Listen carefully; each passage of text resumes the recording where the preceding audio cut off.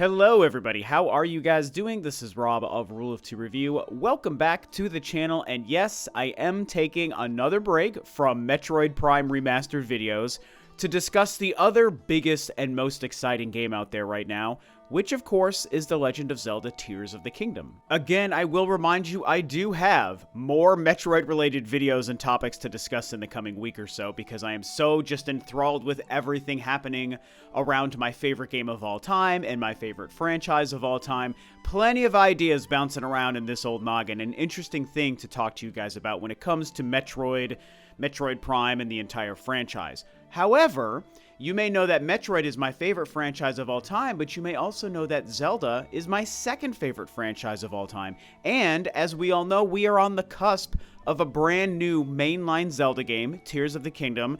Personally, I am so freaking excited for this game. I know it is going to just blow me away, but it's worth noting, and the main thing I want to talk to you guys about today regarding Tears of the Kingdom is the fact that there are folks out there who are nervous, worried, concerned, or maybe even feeling not at all excited about what they've seen from Tears of the Kingdom.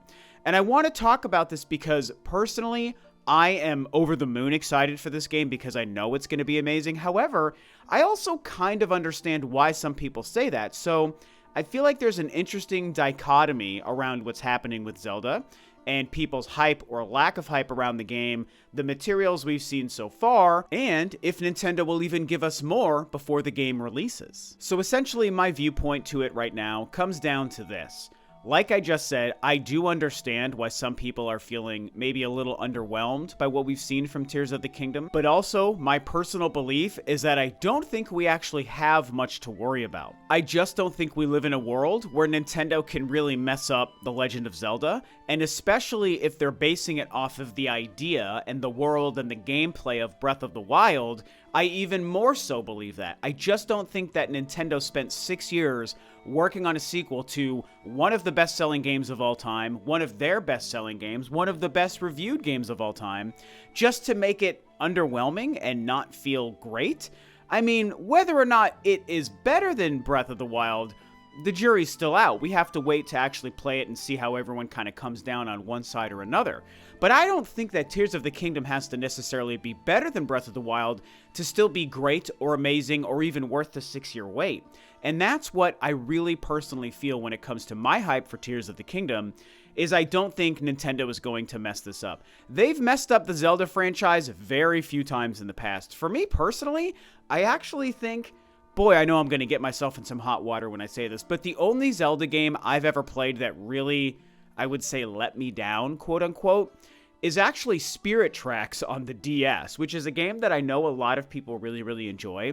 And even I'll say the game isn't a train wreck, but it definitely let me down. I'm somebody who actually liked Phantom Hourglass, which is a game a lot of people didn't enjoy. And so to me, Spirit Tracks and being relegated to the train track thing, I don't know, it had a lot of the great Zelda qualities, and I certainly enjoyed elements to it, but it overall was pretty disappointing to me. All of the other games, even a game like Skyward Sword, which I know a lot of people disliked, especially when it released on the Wii, I love all of the Zelda games, and so I think they have a damn near perfect track record. Again, Breath of the Wild, to me, is like a 10 out of 10. It's my second favorite Zelda game of all time. It's one of my top 5 all-time games. Like, I just love it so much. And even if Tears of the Kingdom is not quite as good, I just know that they spent 6 years crafting an incredible experience. Now, I've made a few videos around Tears of the Kingdom over the last few weeks, and I've spent some time discussing why I know some people are a little concerned about the game, and like I said, I understand that from the perspective of what are they doing with Hyrule to make it different, right? I think everyone's biggest concerns, at least from what I've seen from the conversation online, comes down to two things. One is the game looks very similar to Breath of the Wild, which makes sense to me because it's the same graphical engine and all these things. Obviously improved, but it's still going to be the same art style and graphical engine. And the concern over how different Hyrule is going to be. And if Nintendo is really going to take that amazing Hyrule map that was revolutionary in 2017 and make it the exact same, make us run through the same world that we've all pored over and picked apart to death, in another game 6 years later, how great and exciting could it be if we're just in an identical world and an identical map? And I'll go back to what I've said in some of my more recent Zelda videos. One, I think they will have a very clever way to change the overall layout and topography of the map. Maybe there will be areas that are familiar to us, but I just don't see Nintendo doing a carbon copy, kind of like a copy and paste sort of thing with Hyrule. It doesn't feel like something they would do. Not with Zelda. They take their time with this franchise. Again, they've spent 6 years on this game. And then, of course, the other element to me, and you guys know I've gushed about this recently, it's the sky. They are clearly doing something very special with all of these floating islands and what's happening with the sky traversal in this game. There's still a lot we don't know about it. In fact, we know almost nothing about it other than a couple of brief shots we've seen of the sky and of the island. And so we don't really know the context. We don't truly understand how much that's going to add to the game. But I personally think, especially after the last trailer from the Nintendo Direct, I think there's a lot more going on in the sky than even I anticipated. And so my hope and my belief is that what they're adding with all of this sky stuff is going to be so massively different to the original game experience in Breath of the Wild that I feel like most of the 6 years they've spent making this game probably went into designing everything happening in the sky. And so I just feel like the concerns that I do understand from people about the game looks the same and Hyrule's going to be the same, and so the game is going to feel almost like maybe DLC or something. I feel like those concerns are hopefully going to be proven not warranted because of Nintendo's 6 years working on this game. They know they can't copy paste, and whatever they're doing in the sky, I think is going to be a major game changer. Now, my last Zelda focused video was actually about the sky, and I laid out my personal theory at that time. Keep in mind, this was probably, I don't know, maybe 2 or 3 weeks before this last trailer at the Nintendo Direct, okay? So my theory at that time about the sky, which I really felt good about at the time, because it made sense based on the little bit of stuff we had from the 3 teasers, was that the sky stuff, these islands were probably chunks of Hyrule that have been shaken and lifted out of the ground and placed in the sky for whatever reason the story is going to tell us, right? And to me, that was really based on the fact that 2 of those 3 teasers showed Hyrule Castle and the ground around it being shaken and lifted out of the ground, and this evil malice energy that's, sealing Ganon away underneath Hyrule Castle is clearly going to be released into the world and is going to be part of the major threat in the game.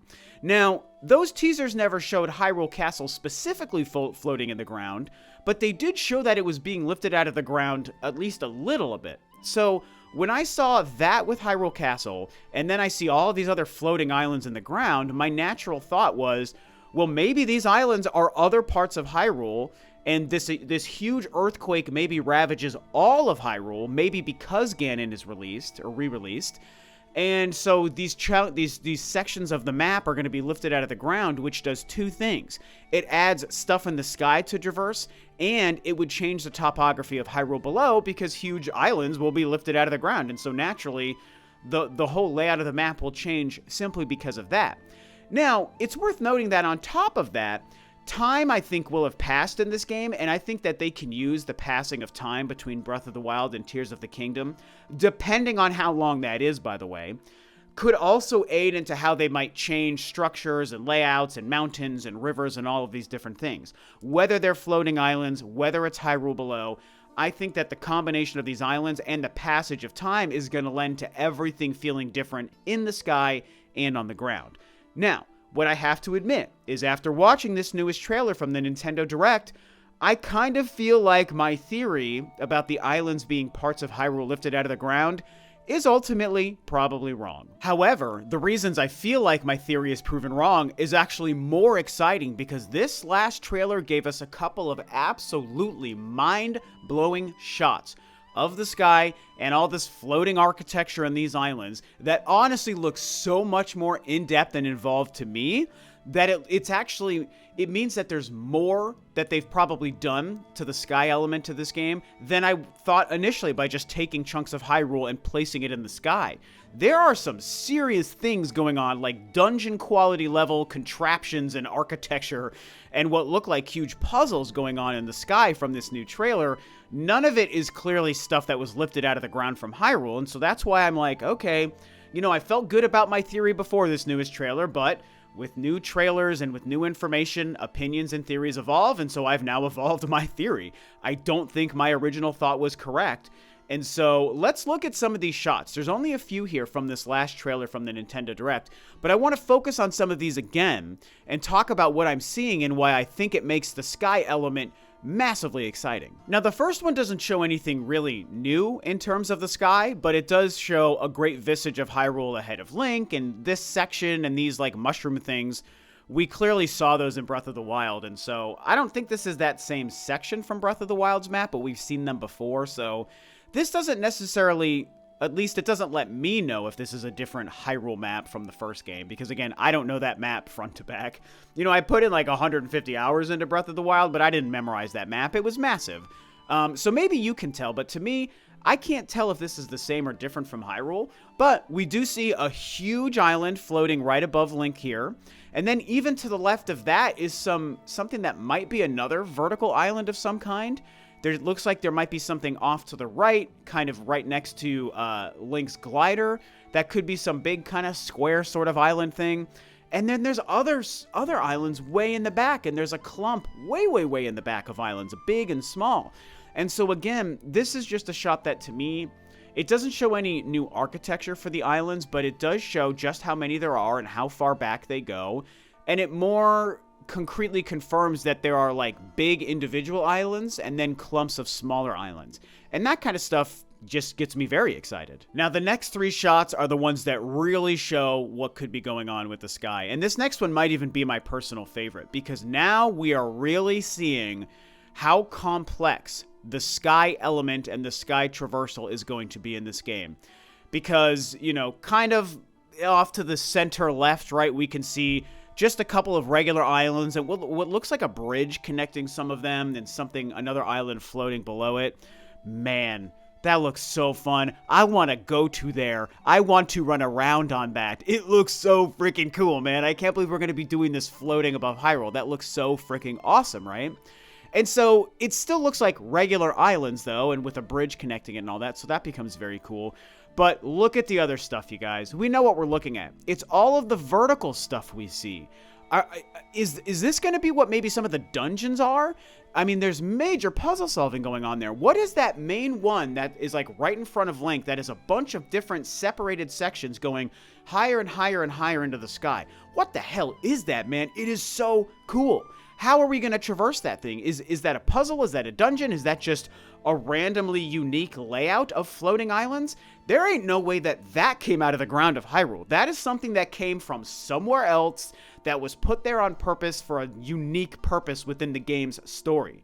That, and even the more vertical section that's way off into the distance behind it, these things are what really showed me, okay, there is a lot more going on in the sky. My theory was clearly wrong, but I'm now more excited because what these things are potentially showing us could add so much to the gameplay. This is the stuff that changes the Breath of the Wild gameplay to the Tears of the Kingdom gameplay, in my personal prediction. Now, of course, this next shot is exciting because they're showing us more of what seems to be the main new mechanic in this game, which is vehicles, both ground vehicles and sky vehicles. Are we going to be able to build and craft these things? That is a theory going around out there, and I think there is a chance. It might be too early to say for sure. I don't think we have enough to go on concretely, but it sure could be possible. But whether you find these, whether you build these, whether you unlock these, whatever these things are, ground and sky related, it's awesome that these vehicles are here. And this one seems great because clearly you can land on this thing and control it and determine where you want to fly to. And then we add on to that what we see in the background, and again, it's more unique architecture. We see a massive island with some kind of, structures and buildings on it. We see this round thing that looks like it's the Traveler Guardian thing from Destiny or whatever. We see more vertical puzzle islands in the background, and then even more huge islands behind that. I mean, when you really stare at that vista behind the main islands in front of us, there's so much stuff back there. Vertical and regular, and it's just blowing my mind how cool this all looks. And then the last shot, again, more of the same. Nothing really to talk about here other than from the ground of Hyrule, when we look above, and we can recognize this area, I think, from the Hyrule map. Most of us do. We recognize the mountains in the background there. But when you look at the sky stuff, again, it's just another great shot that shows the same stuff we've been looking at, only we're seeing it from the ground and not also from the sky. Huge islands, a lot of verticality, looks like puzzles, looks like dungeons, looks like structures, and they're just everywhere, right? They're everywhere. And so to really summarize this main point about the sky and why I'm so excited about it is when we consider the ability to travel from the ground to the sky and the sky to the ground in one shot, no loading in between like in Skyward Sword, and we're flying around, we're gliding around, we're running around, we're probably, traveling on that like vertical elevator boulder thing to go up and down between some of these islands. I think that the main conceit of the gameplay and the change to the game, it really just comes down to the sky and these islands and these puzzles.